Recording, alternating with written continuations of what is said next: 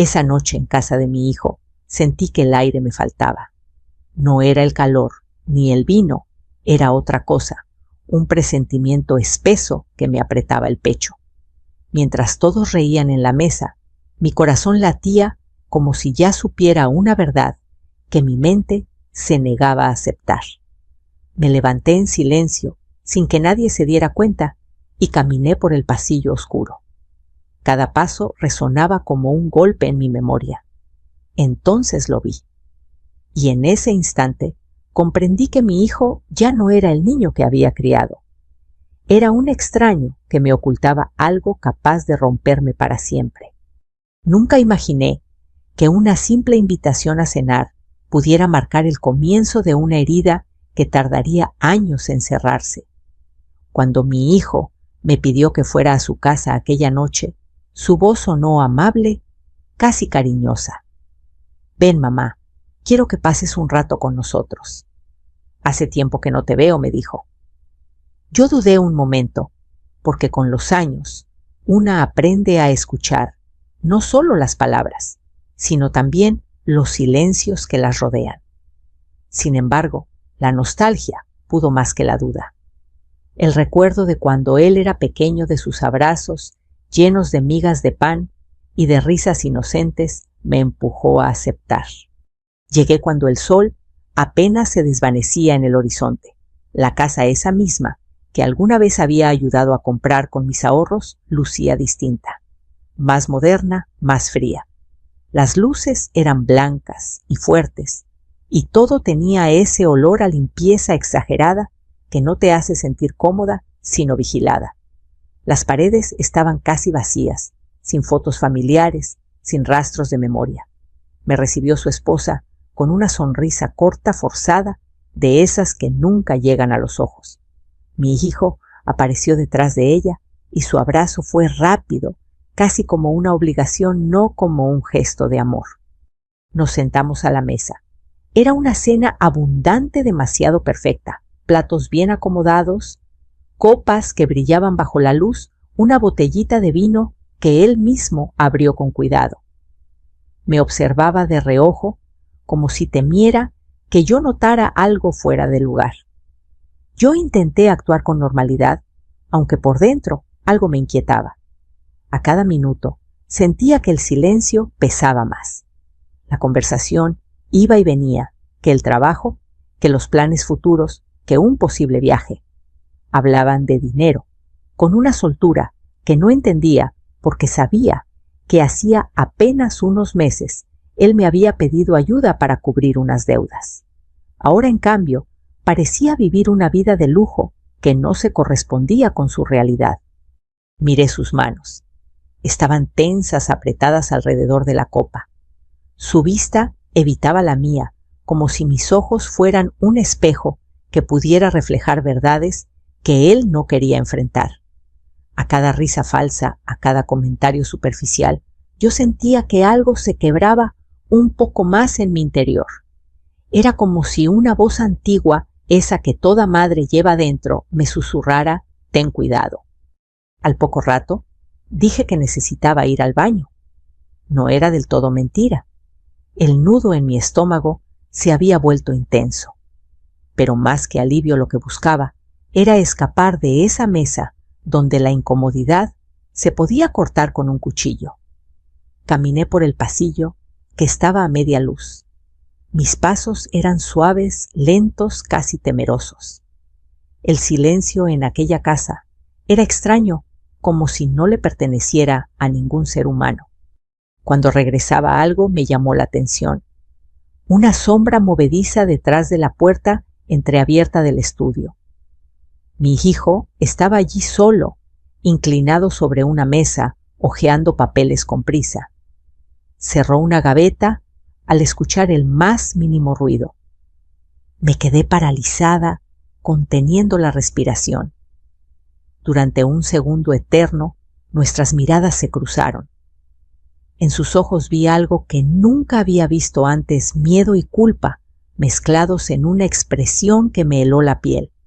Mamá dijo fingiendo tranquilidad: «Pensé que estabas en el baño». Asentí sin responder, como si algo me hubiera robado la voz. Él sonrió, pero esa sonrisa no tenía calor. Era rígida, distante. Salí de allí con el corazón latiendo tan fuerte que casi podía escucharlo en mis oídos. Regresé a la mesa y me senté en silencio sin poder probar bocado. A partir de ese momento, cada minuto se volvió una eternidad. La cena continuó como si nada hubiera pasado, como si no hubiera descubierto aquella sombra en su mirada. Pero yo ya no podía engañarme. Algo oscuro se movía bajo esa aparente tranquilidad. Cada objeto en la casa me parecía parte de un escenario cuidadosamente armado. La decoración, la comida, la amabilidad fingida. Todo era una fachada. Recordé otras señales que había ignorado en los últimos meses, llamadas cortas excusas, promesas rotas. Recordé el modo en que había evitado hablarme de su trabajo, como si ese tema le quemara la lengua. Todas esas pequeñas omisiones, esos silencios prolongados, comenzaban a encajar en una imagen aterradora. Aún así, una parte de mí se negaba a aceptar la realidad. Debe haber una explicación, pensaba, un malentendido, un problema laboral, cualquier cosa menos aquello que mi corazón empezaba a sospechar, porque hay un dolor que ninguna madre está preparada para sentir, el de descubrir que su propio hijo es capaz de ocultarle la verdad con tanta frialdad. Cuando por fin me despedí, él me acompañó hasta la puerta. Su mano tocó mi hombro y por un instante volvió a ser el niño que alguna vez me pidió que nunca lo dejara solo. Pero en ese contacto ya no había amor, solo una mentira más. Caminé de regreso a mi casa, con la certeza de que nada volvería a ser igual. Esa noche, mientras el silencio me abrazaba en la oscuridad de mi cuarto, comprendí algo terrible no estaba entrando en un simple conflicto familiar. Estaba a punto de descubrir un secreto que iba a romper todo lo que creía saber sobre la persona que más había amado en esta vida. Esa noche no conseguí dormir. Mi cama, que durante años había sido un refugio cálido, se convirtió en una extensión de mis pensamientos inquietos. Me daba vueltas una y otra vez, viendo en la oscuridad el rostro de mi hijo, su mirada esquiva, el modo en que cerró aquella gaveta con desesperación contenida. El silencio de mi casa parecía más profundo que de costumbre. Solo se escuchaba el tic-tac del viejo reloj en la pared, recordándome con cada segundo que algo estaba por estallar. Cerré los ojos e intenté respirar hondo, pero mi pecho sentía una presión extraña, como si un peso invisible me oprimiera desde adentro. No era dolor físico, era algo más hondo, una angustia que no tenía nombre. Pensé en levantarme a preparar un té, como hacía cuando la inquietud me quitaba el sueño, pero mis piernas no respondían. Me quedé ahí, inmóvil, hasta que el recuerdo del rostro de mi hijo volvió a imponerse más fuerte que cualquier cansancio. No podía seguir fingiendo que no había visto nada, y sin embargo, otra parte de mí se resistía a la verdad. Tal vez exagero, me dije en voz baja, hablando a la nada. Tal vez está pasando por un mal momento, tal vez solo eran papeles del trabajo. Pero aquellas palabras apenas lograban engañarme a mí misma durante unos segundos. En el fondo, sabía que mi intuición no se equivocaba. Nunca lo había hecho. Pasaron las horas lentas y pesadas. Cuando el cielo empezó a aclarar y la primera luz del amanecer se coló por la ventana, supe que no podía quedarme quieta. Tenía que volver a esa casa. No porque quisiera hacerlo, sino porque necesitaba respuestas.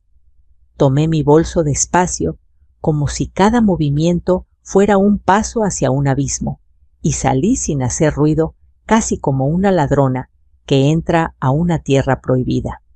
El camino hasta la casa de mi hijo me pareció más largo que de costumbre.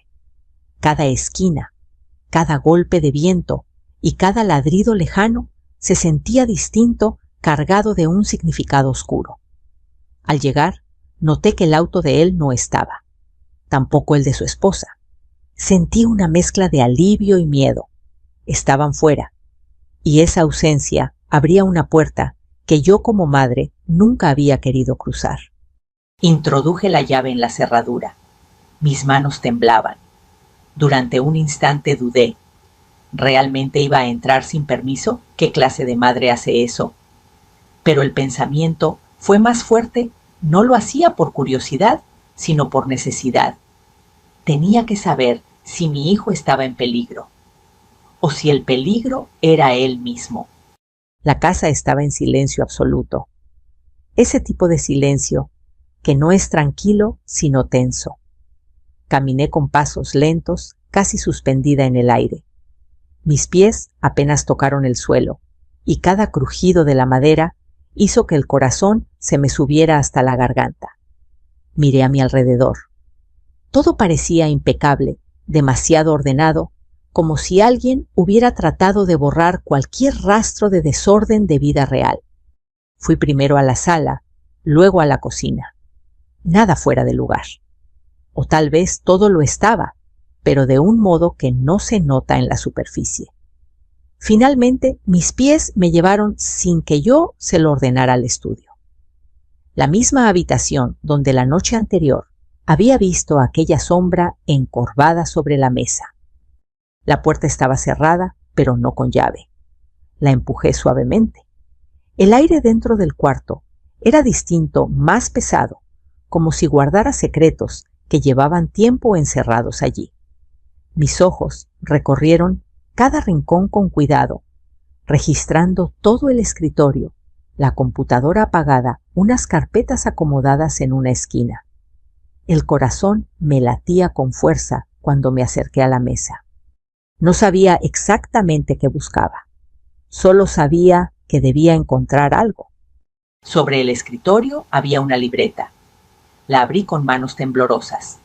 No eran apuntes normales. No eran listas de trabajo ni recordatorios cotidianos. Eran números. Muchos números. Cantidades fechas, nombres de personas que no reconocía. Algunas palabras estaban subrayadas: urgente último plazo, transferencia final. Tragué saliva. Ese no era un simple cuaderno. Era un registro de algo oculto. Seguí revisando sin atreverme a tocar demasiado. En un cajón medio escondido bajo unos papeles viejos, encontré sobres con logotipos de bancos que no conocía. Algunos estaban abiertos, otros rotos con desesperación. Uno de ellos tenía una frase escrita a mano: si no pagas antes del viernes, ya sabes lo que pasará. No había firma, no había nombre. Solo esa amenaza muda que parecía atravesar el papel y clavarse en mi piel. Un escalofrío me recorrió de pies a cabeza. Cerré los ojos un segundo, como si así pudiera borrar todo. Pero cuando los abrí, lo que estaba allí seguía intacto. La realidad no desaparece por mucho que la evitemos. En ese momento escuché un leve sonido en el ascensor del edificio. Alguien subía.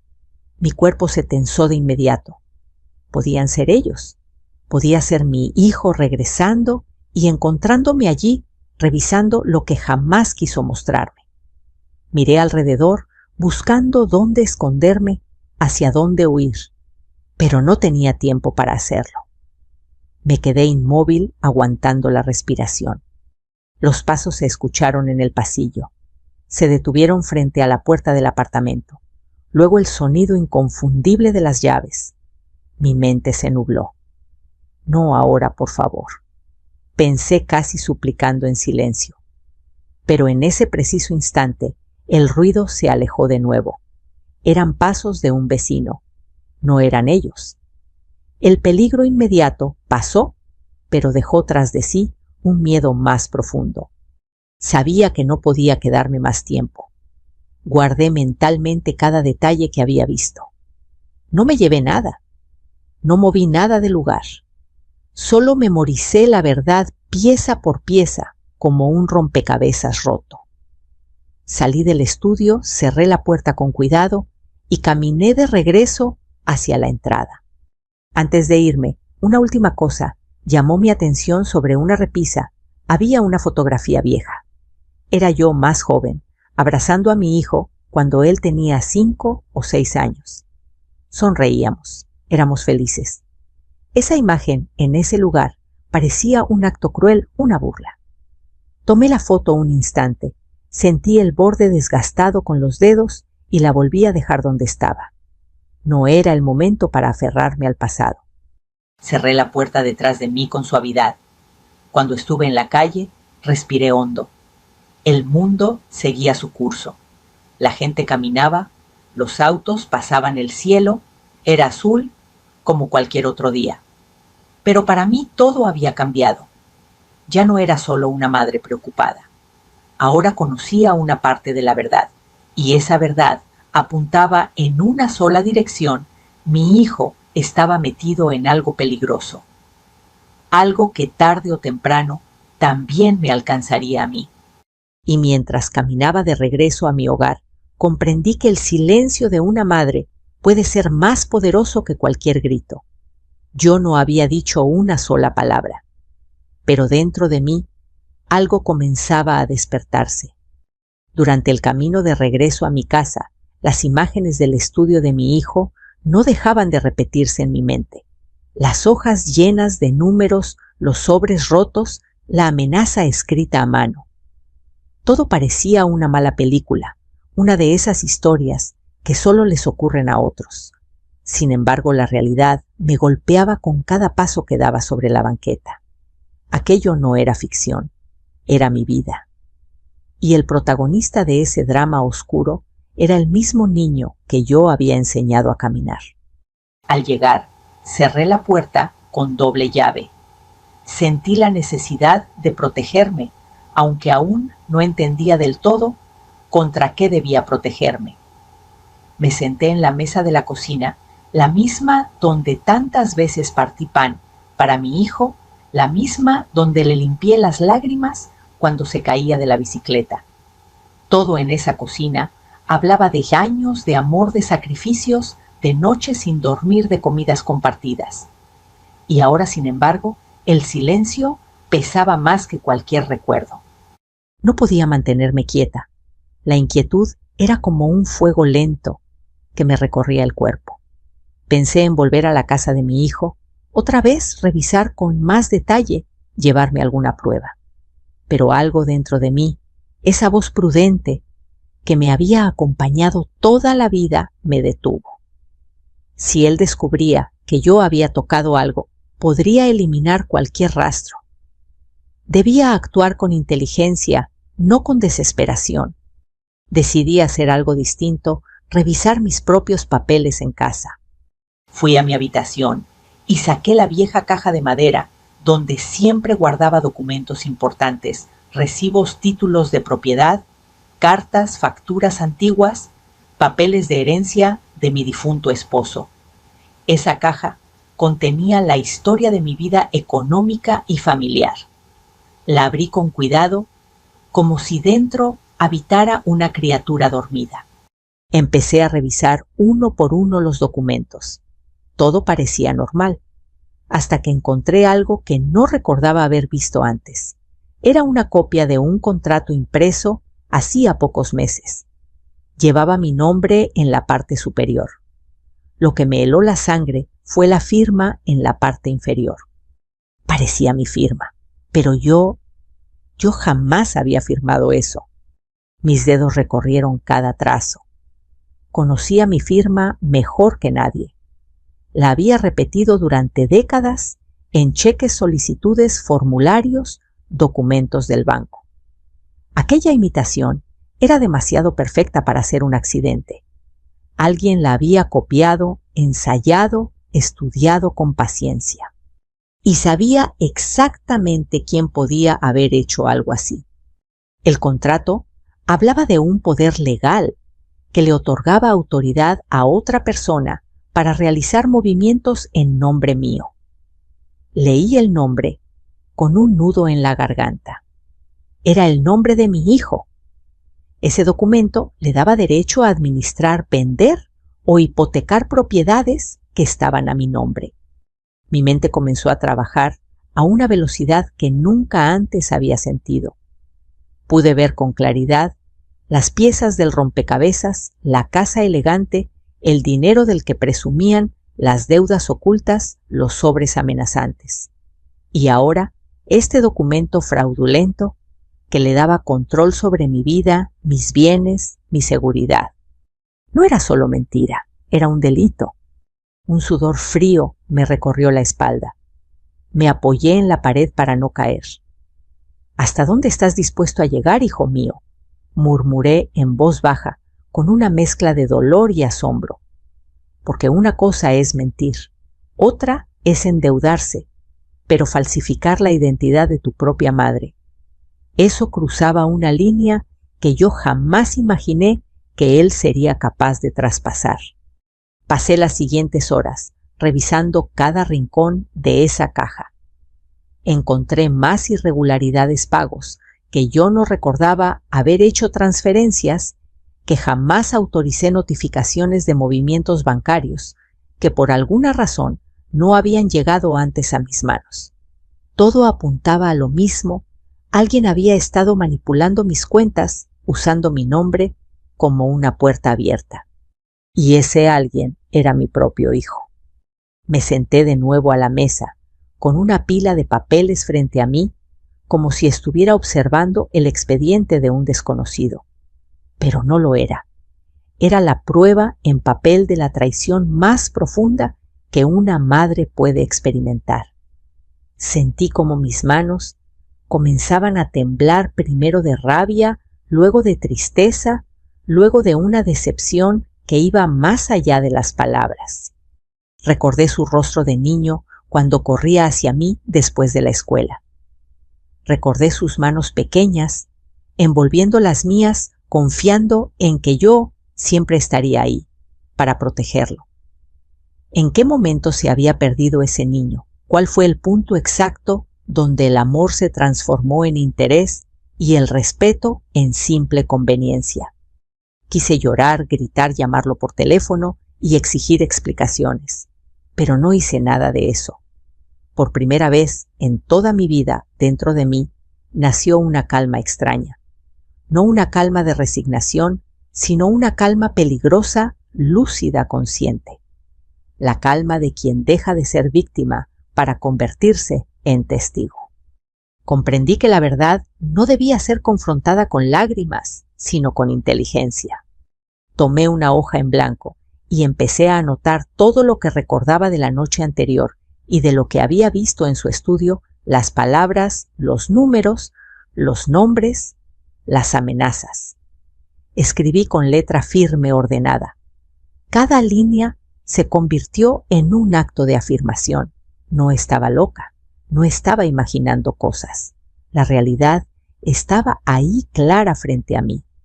Y también anoté otra cosa, una frase que surgió de lo más profundo de mi ser. Mi hijo me ha mentido, pero todavía no sabe que su mayor error fue subestimarme.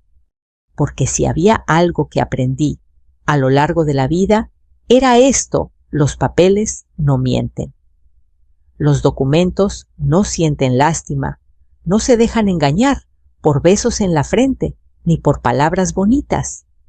Y en esos papeles estaba escrita una verdad que él no podría borrar tan fácilmente. Cuando terminé de escribir, cerré la libreta con decisión. Afuera comenzaba a oscurecer. El día había sido largo, demasiado largo. Sin embargo, yo sentía que apenas estaba comenzando algo mucho más grande. La mujer asustada ya no era la misma. Y aunque el dolor era profundo, una nueva fuerza empezaba a levantarse en mi interior, silenciosa, decidida. Si mi hijo había elegido el camino de la mentira, yo recorrería el de la verdad hasta el final. Aquella madrugada apenas dormí. No porque el sueño me huyera, sino porque mi mente no podía apartarse de los documentos que había encontrado. Cada línea parecía latir, cada firma falsa era una herida abierta. Sin embargo, en medio de ese dolor, algo inesperado empezó a surgir claridad. La claridad no llegó como un relámpago, sino como una brasa que crece en la oscuridad. Comprendí que llorar no cambiaría nada. Confrontarlo sin pruebas sería inútil. Tenía que actuar con cabeza fría, con paciencia, con la misma disciplina que mi madre me enseñó cuando me decía: mira, escucha, espera. Luego, cuando actúes, que sea con certeza. Al amanecer, preparé café. El olor familiar llenó la cocina y por un instante me devolvió a una normalidad que ya no existía. Tomé la taza con ambas manos buscando en el calor un ancla. Abrí mi libreta y releí las notas que había escrito. Todo estaba ahí, fechas, nombres, números, movimientos extraños. Pero necesitaba algo más que recuerdos. Necesitaba respaldo. Necesitaba testigos. Necesitaba una mente fría tan acostumbrada a leer verdades ocultas como la mía empezaba a hacerlo. Pensé en Elena, una amiga que trabajó toda su vida como abogada. No éramos íntimas, pero había en ella una honestidad que siempre respeté. Llamarla fue una decisión difícil. ¿Cómo explicarle que sospechaba de mi propio hijo sin que la voz se me quebrara? Aún así, marqué su número. «Elena». «Soy yo», dije intentando que sonara normal. «Necesito hablar contigo, algo serio». Hubo un silencio breve, luego su voz se volvió suave, atenta. «Dime qué pasa». No le conté todo, solo lo imprescindible que había encontrado documentos con mi firma que yo no había firmado, que temía un uso indebido de mis bienes. No mencioné nombres al principio. Quería escuchar su reacción sin contaminarla con mis emociones. «Tienes que protegerte», dijo con firmeza. «Nadie puede usar tu nombre sin tu consentimiento. Si lo están haciendo, es un delito. Reúne todo lo que tengas. Fotos, copias, fechas, cualquier detalle. Yo te ayudo a ordenar eso, pero debes ser muy cuidadosa. Quien te está haciendo esto podría intentar borrarlo todo». Asentí, aunque no podía verla. Su advertencia confirmó lo que yo ya intuía: estaba entrando en territorio peligroso. Agradecí su ayuda y colgué con una sensación extraña, miedo sí, pero también una extraña tranquilidad. Por fin alguien más sabía. Ya no estaba sola. Ese mismo día empecé a trabajar como si me estuviera preparando para una batalla silenciosa. Tomé cada documento sospechoso y lo fotografié con mi antiguo celular. Luego los guardé en un sobre especial lejos de miradas curiosas. Empecé a revisar mis cuentas en el banco una por una. Descubrí movimientos que jamás recordaba haber autorizado: retiros pequeños, transferencias, encadenadas, depósitos extraños. Todo ocurría en fechas en las que yo había estado en casa tranquila, ajena a cualquier trámite. Una parte de mí se sorprendía de no haberlo notado antes. Otra parte entendía el por qué había confiado demasiado. La confianza, entendí entonces, puede ser un regalo o una ceguera. Yo la ofrecí con amor. Alguien la usó como una herramienta. Durante las llamadas siguientes, con Elena, fui reuniendo las piezas. Ella me ayudó a comprender el alcance legal de lo que estaba sucediendo. Habló de delitos de falsificación, de abuso de confianza. Palabras que jamás pensé pronunciar cuando se trataba de mi propio hijo. Y sin embargo, allí estaban. «No quiero venganza», le dije un día. «Solo quiero que todo pare, que vuelva la paz». «La paz no siempre llega». «Sin poner límites», respondió. «Y a veces el mayor acto de amor es no permitir más daño». Sus palabras se quedaron conmigo. Entonces tomé una decisión que cambiaría el rumbo de todo empecé a planear en silencio. No para destruirlo, sino para protegerme. Pedí citas en el banco sin que nadie lo supiera. Moví algunos ahorros a otra cuenta segura que solo yo podía tocar. Reuní pruebas. Sellé, sobresnumeré fotografías, como si organizara un archivo secreto. Cada pequeña acción era un acto de recuperación de mi dignidad, de mi control de mi vida. Y mientras tanto, seguí actuando como siempre cuando hablaba con él. Si me llamaba, yo respondía con mi tono de madre cariñosa. Le preguntaba por su salud, por su trabajo, por su esposa. Él, relajado por mi aparente normalidad, bajaba la guardia. No sospechaba nada. Creía que yo estaba ciega. Y quizás ese fue su error más grande. Una tarde, me pidió que fuera a tomar café con ellos. Acepté. Al verlos, noté que estaban más nerviosos que de costumbre. Hablaban rápido, se miraban entre sí. Me ofrecieron pastel, sonrisas, palabras dulces.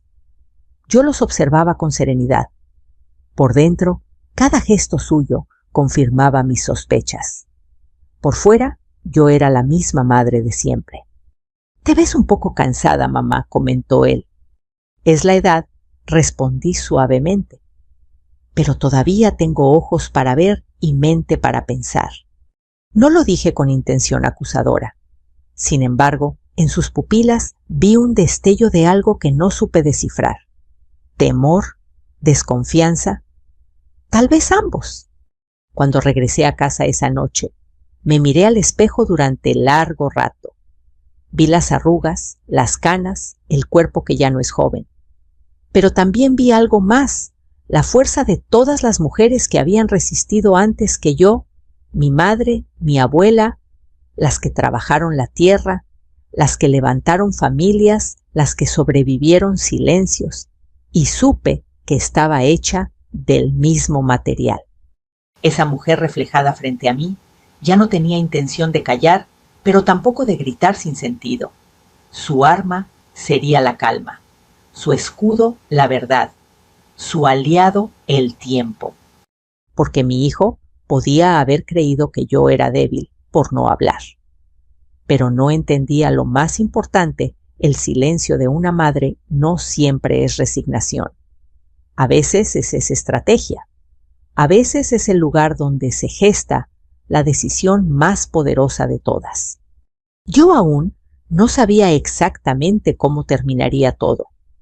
No conocía cada paso que debía dar. Pero una cosa la tenía clara. No volvería a permitir que nadie, ni siquiera mi propio hijo, decidiera quién era yo o lo que merecía. A partir de ese día, comencé a actuar como si mi mundo se estuviera apagando lentamente. No era una actuación grotesca ni exagerada. Era una fragilidad sutil, creíble, casi triste. Dejé de arreglarme. Como antes, caminé más despacio, suspiré más a menudo. Si mi hijo pasaba a visitarme, encontraba a una madre callada, sentada junto a la ventana, mirando sin ver el movimiento de la calle. Y cada vez que me preguntaba si estaba bien, yo solo respondía con una sonrisa pequeña, cansada: «Es la edad, hijo. El cuerpo ya no responde como antes». Esas palabras parecieron tranquilizarlo de inmediato. El alivio en su rostro no podía ocultarse del todo. Para él, mi cansancio era una bendición disfrazada, una desaceleración que allanaba el camino para que él tomara decisiones en mi lugar. Al poco tiempo, empezó a hacer insinuaciones suaves en tono casi preocupado. «He pensado mucho en ti, mamá. Tal vez ya no sea seguro que vivas sola. Yo podría buscarte un lugar donde te cuiden, donde tengan enfermeras, doctores. Todo lo que necesitas», me decía, fingiendo ternura. «¿Un asilo?», pregunté sin alterar mi voz. «No es un asilo, es una residencia, un lugar bonito». «Para que puedas descansar tranquila», respondía, evitando mi mirada. Sentí como esas palabras me atravesaban como agujas finas. No porque temiera envejecer o recibir ayuda. Lo que dolía era ver con tanta claridad el deseo que se escondía detrás sacarme de mi casa para que mis bienes quedaran libres, desocupados, listos para ser vendidos, usados, convertidos en dinero. Si tú crees que es lo mejor, dije finalmente bajando la mirada. A partir de ese momento algo cambió en él. Comenzó a ir y venir, con papeles, hablar por teléfono, a escondidas, tomar medidas, preguntar precios. Creía que yo no entendía nada de lo que hacía. Y en su mente yo ya no era una persona, sino un trámite pendiente. Pero cada uno de sus pasos alimentaba mi plan. Mi amiga Elena seguía asesorándome en silencio. Me explicó que con las pruebas que había reunido podíamos iniciar un proceso legal serio. Sin embargo, también coincidió conmigo en una cosa: antes de enfrentar la ley, necesitábamos que él y su esposa mostraran su verdadera cara, que quedaran atrapados en sus propias decisiones. Así que poco a poco dejé que la cuerda girara alrededor de ellos. Él empezó a visitar mi casa con más frecuencia.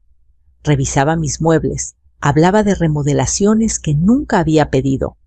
Comentaba en voz alta lo bien ubicada que estaba la propiedad. Lo escuchaba decirle a su esposa: «Esta zona vale mucho. Si logramos venderla pronto, todo se arregla». Y yo fingía no entender mientras servía agua para el café. «Mamá, deberíamos pensar en vender tu casa», propuso una tarde con una falsa sonrisa conciliadora. «Es demasiado grande para ti. Con ese dinero podrías vivir tranquila en cualquier parte. Ya no tendrías preocupaciones». Lo miré con calma. Por dentro todo mi corazón latía como un tambor de guerra. «¿Vender mi casa?», repetí en voz suave. «Aquí están mis recuerdos». «Pero los recuerdos van contigo», insistió. «La casa solo son paredes. Y tú solo eres sangre», pensé, pero no lo dije. Asentí lentamente, como si la idea comenzara a convencerme. «Tal vez tengas razón». Ese fue el instante exacto en que él creyó que había ganado. A partir de ese día, su trato hacia mí se volvió más seguro, más confiado, incluso un poco distante. Ya no fingía tanto cariño, porque en su mente yo había dejado de ser un obstáculo. Era apenas un estorbo que pronto desaparecería del camino. Su esposa, en cambio, no podía ocultar su impaciencia.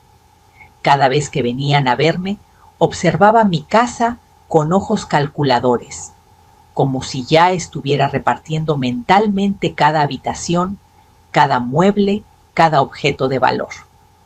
Un día incluso se atrevió a decir: «Podríamos redecorar todo esto, darle un estilo más moderno». «Es mi casa», respondí suavemente.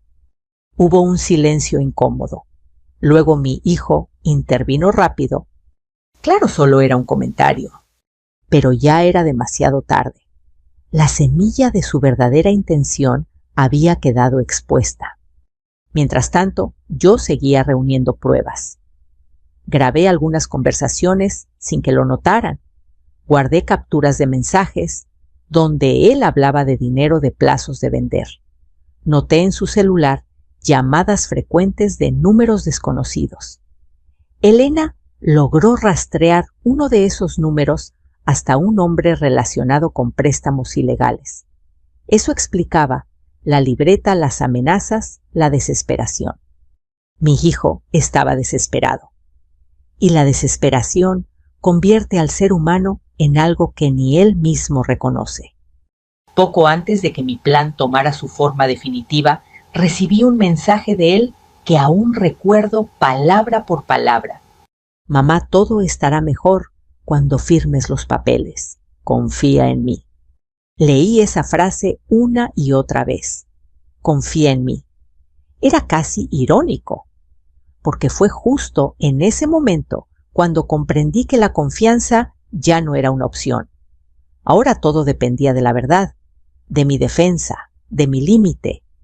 Esa noche, sentada en mi cama, volví a mirar la foto antigua que había visto en su casa. el niño abrazándome, la sonrisa inocente. Lo besé con los labios temblando. «Ojalá nunca hubieras tenido que llegar tan lejos, hijo mío», susurré. Después guardé la foto en un cajón y saqué en su lugar el sobre donde había reunido todas las pruebas. Lo coloqué con cuidado sobre la mesa de noche. Pasé mi mano por encima de él, sintiendo el papel, el peso de cada evidencia. Y en ese momento supe que el plan estaba listo. La trampa del orgullo ya se había cerrado lentamente alrededor de ellos. Y aún ni siquiera se habían dado cuenta. El día de la reunión llegó sin grandes anuncios, sin truenos ni señales en el cielo. Sin embargo, dentro de mí todo parecía temblar. El aire se sentía más delgado, como si hasta la atmósfera supiera que algo irreversible estaba por suceder. No le dije a nadie cómo me sentía. Me vestí con calma. Elegí un vestido sencillo, limpio, digno el mismo que usaba en ocasiones importantes cuando mi difunto esposo aún estaba a mi lado. Aquella tela no era solo ropa, era una armadura tejida de recuerdos de respeto por mí misma. Mi hijo había insistido en que nos reuniéramos en familia en su casa. Decía que allí podríamos hablar con tranquilidad sin interferencias de terceros. Yo acepté sin discutir. No quería que sospechara que algo más grande se había puesto en movimiento. Elena, en cambio, me sugirió que cambiáramos el lugar a su despacho legal. Así todo quedará registrado y estarás protegida, me dijo en voz baja. Yo asentí. Tenía razón. La verdad no debía revelarse en una sala de estar decorada con mentiras, sino en un espacio donde la justicia pudiera sostenerla. Llegué primero. El despacho era sobrio, con muebles de madera oscura, olor a libros y a documentos antiguos. Sobre la mesa principal, Elena había colocado una carpeta gruesa donde estaban ordenadas todas las pruebas, las copias del contrato falso, los movimientos bancarios, las grabaciones de voz, las fotografías de los documentos en su estudio, las amenazas anónimas, incluso la cronología completa de todo lo ocurrido.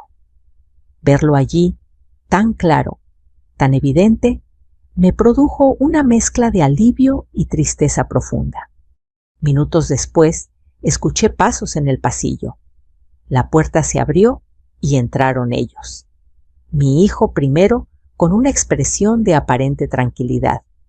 Detrás su esposa tensa, con los labios apretados. Ambos intentaron sonreír, pero la rigidez en sus cuerpos delataba su nerviosismo. «Mamá», dijo él, «qué bueno que aceptaste venir. Sé que hemos tenido malentendidos, pero hoy todo se va a arreglar». Lo miré con una serenidad que él no conocía. No había en mis ojos reproche ni ternura, solo una calma inmensa, poderosa. «Eso espero, hijo», respondí en voz baja, «porque hoy por fin todo va a salir a la luz». Elena se levantó de su asiento. Su presencia era firme, imponente, casi maternal también. «Gracias por venir», dijo. «Esta reunión no es un simple encuentro familiar. Estamos aquí para aclarar una serie de irregularidades graves vinculadas al nombre, bienes y documentos de la señora». Mi hijo frunció el ceño confundido. «¿Irregularidades? Debe haber un error». «No, no lo hay», interrumpí suavemente. Elena abrió la carpeta. Comenzó a mostrar uno por uno los documentos, las firmas falsificadas, los poderes legales no autorizados, los registros bancarios anómalos. Con cada papel que aparecía sobre la mesa, el rostro de mi hijo perdía color. Su esposa dejó de fingir la compostura. Sus manos comenzaron a temblar. «¿Qué significa todo esto?», preguntó él casi en un susurro. «Significa que utilizaste mi nombre sin mi consentimiento», le respondí, mirando directamente a sus ojos. «Significa que intentaste vender mi casa, mover mi dinero, controlar mi vida sin que yo lo supiera. Significa que cruzaste una línea que nunca debiste cruzar. Su esposa dio un paso atrás como si quisiera huir. Eso no es verdad, murmuró. No saben en qué contexto. Elena entonces presionó un pequeño botón y en la sala comenzó a escucharse una grabación. Era la voz de mi hijo clara e inconfundible, hablando de dinero de vender, de resolver todo pronto, de sacarme de la casa. Cada palabra cayó como una piedra en el silencio. «Apágala», gritó él, perdiendo por completo el control. Yo seguí sentada sin moverme, mientras lo observaba desmoronarse frente a mí. No sentía odio, solo una tristeza infinita al ver lo que se había convertido. Entonces la puerta volvió a abrirse. Esta vez no eran más familiares ni abogados. Eran 2 agentes acompañados por un funcionario legal. Elena me miró y asintió casi imperceptiblemente. «Señor», dijo uno de ellos mirando a mi hijo, «queda usted bajo investigación formal por falsificación de documentos, fraude y abuso de identidad». «Y usted también, señora», añadió dirigiéndose a su esposa. Ella comenzó a llorar en silencio. Él se quedó inmóvil, como si todo su cuerpo se hubiese petrificado. «¿Esto lo planeaste tú?», me preguntó con una mezcla indescriptible de rabia y dolor. Le sostuve la mirada. «No, hijo», le respondí con voz tranquila. «Lo planeaste tú mismo. Yo solo dejé de callar». Las palabras quedaron suspendidas en el aire, cargadas de todo lo que nunca nos habíamos dicho. Durante un segundo eterno, lo único que vi frente a mí no fue a un criminal, sino a un niño perdido en sus propios errores, atrapado por decisiones que jamás había imaginado tomar. Pero ese niño ya no era mi responsabilidad. El hombre que tenía frente a mí debía enfrentar las consecuencias. Los agentes tomaron sus datos, se llevaron las carpetas y la sala quedó en un extraño silencio. Mi hijo fue escoltado hasta la puerta sin resistencia, sin palabras. Antes de salir, se giró una última vez. «¿Valió la pena?», preguntó con la voz rota. No respondí enseguida. Miré la mesa, los papeles, mis manos envejecidas que durante tantos años trabajaron por él. Lo que valía la pena, le dije finalmente, era la verdad y la dignidad. Y esas, hijo, nunca se negocian. Cuando salieron, sentí que el peso de meses, tal vez años, se desprendía lentamente de mis hombros. No porque me sintiera victoriosa, sino porque por primera vez en mucho tiempo podía respirar sin sentir que alguien me estaba robando el aire. Elena se acercó y puso una mano sobre la mía. «Fuiste valiente», me dijo. Yo cerré los ojos por un segundo. En el fondo de mi corazón no quería ser valiente. Habría preferido seguir siendo solo una madre en paz. Pero la vida no siempre nos da esa opción. A veces la vida nos empuja a convertirnos en algo más, en la guardiana de nuestra propia verdad. Y aquella noche, al salir del despacho y sentir el viento fresco sobre mi rostro, supe que ya nada tendría poder sobre mí de nuevo. Los días que siguieron a aquella noche fueron extrañamente silenciosos. No hubo llamadas, tampoco visitas inesperadas, ni mensajes desesperados pidiendo explicaciones. La casa volvió a llenarse con el eco tranquilo de mis propios pasos, con el sonido humilde de mi respiración acompasada mientras barría el patio o ponía a hervir agua para el café. Por primera vez en mucho tiempo, el silencio ya no me asustaba. Era un silencio distinto, un silencio honesto.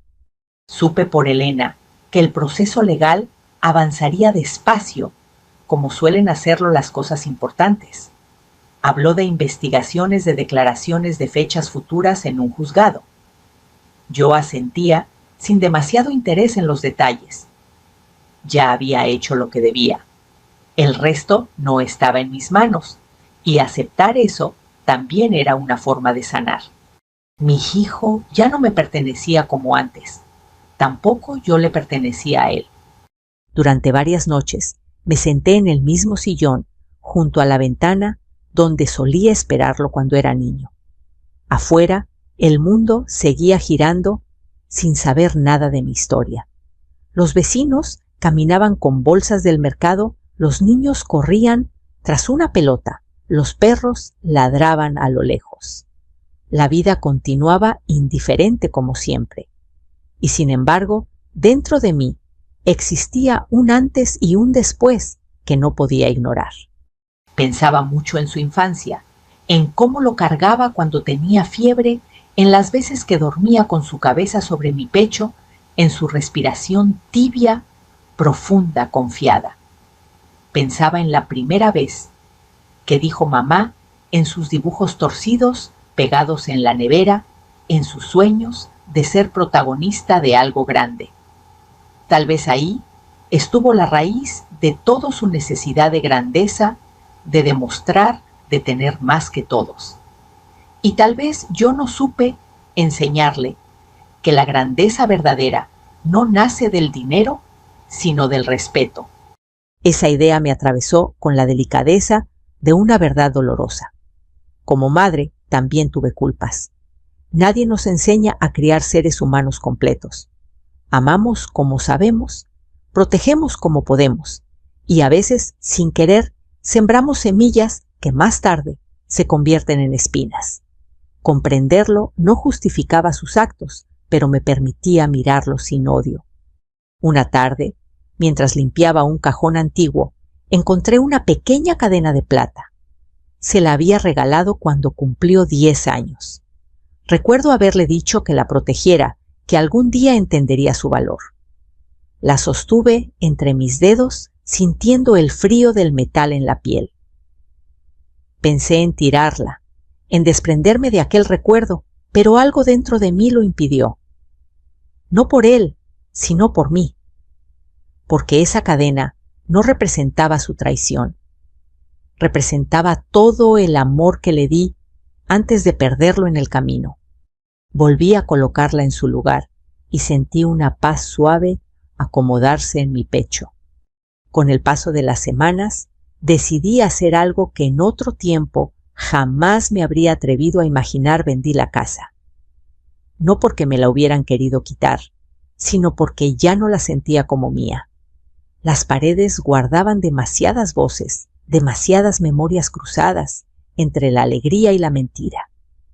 Necesitaba un nuevo comienzo, un espacio que no estuviera manchado por la desconfianza. Me mudé a un lugar pequeño, sencillo, lleno de luz. Desde la ventana se veía un jardín comunitario donde ancianas como yo regaban flores con manos arrugadas, pero felices. Por primera vez en años me sentía parte del mundo nuevamente. Nadie sabía mi historia. Nadie me veía como víctima ni como madre de un criminal. Solo era una mujer más, con dignidad tranquila en sus pasos cortos. Con una parte del dinero que obtuve, decidí hacer algo que nacía directamente de esta experiencia, crear un pequeño fondo para ayudar a personas mayores que estuvieran siendo manipuladas por sus propias familias. Personas que, como yo, habían confiado demasiado. Personas que creían que el amor siempre justifica el abuso. Fui a hablar con una asociación local y, sin decir mi nombre completo, ofrecí apoyar a quien lo necesitara. No era una venganza, era una reparación. Cada cheque que firmaba para ayudar a otros me limpiaba un poco más por dentro. Me devolvía la sensación de control que me habían querido arrebatar. Me demostraba que aunque me habían intentado usar, yo seguía teniendo la capacidad de elegir qué hacer con mi vida, con mi dinero, con mi historia. A veces en las noches tranquilas pensaba en él. Me preguntaba si en medio del proceso que enfrentaba habría comprendido la gravedad de sus actos. Me preguntaba si dentro de su celda interna todavía existía un rastro del niño que amé. Pero no me permitía quedarme demasiado en esas preguntas. la nostalgia mal administrada también puede convertirse en prisión. Aprendí que perdonar no siempre significa volver a abrir la puerta. A veces perdonar es simplemente dejar de cargar la piedra del rencor a cuestas. Y eso fue lo que hice, perdoné en silencio, no por él, sino por mí, para no endurecer mi corazón, para no convertirme en la sombra de lo que me hicieron. Una mañana salí al jardín con una pequeña regadera azul que había comprado en el mercado. Había una planta marchita junto al muro. Sin saber por qué, decidí cuidarla. Día tras día le añadí un poco de agua, un poco de luz, un poco de paciencia. Pasaron las semanas y un capullo tímido apareció entre las hojas secas. Lo miré abrirse lentamente, como si fuera un milagro pequeño personal. Y comprendí. A pesar de todo, yo también estaba volviendo a florecer. Hoy sentada en este nuevo hogar sin lujos ni apariencias, pero lleno de verdad, sé que sobreviví a algo que pudo haberme destruido. No con gritos, no con escándalos, no con violencia, sino con conciencia, dignidad, valentía y un amor que supo cuándo detenerse para no seguir siendo pisoteado. Si estás escuchando esta historia y has sentido alguna vez que alguien cercano te traicionó, te utilizó o intentó borrarte, quiero que recuerdes algo muy importante. Tu vida no le pertenece a nadie más que a ti. No importa la edad que tengas. Siempre estás a tiempo de recuperar tu voz, tu espacio, tu verdad. Ahora quiero preguntarte algo desde el fondo de mi corazón. ¿Has vivido algo similar? ¿Alguna vez alguien en quien confiabas se ha aprovechado de ti? Cuéntame en los comentarios dónde nos escuchas hoy.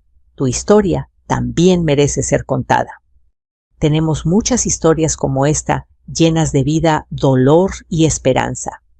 Así que, si quieres seguir escuchando historias que nacen del corazón de mujeres como tú, suscríbete y acompáñanos en este camino de sanación, verdad y dignidad. Gracias por escuchar.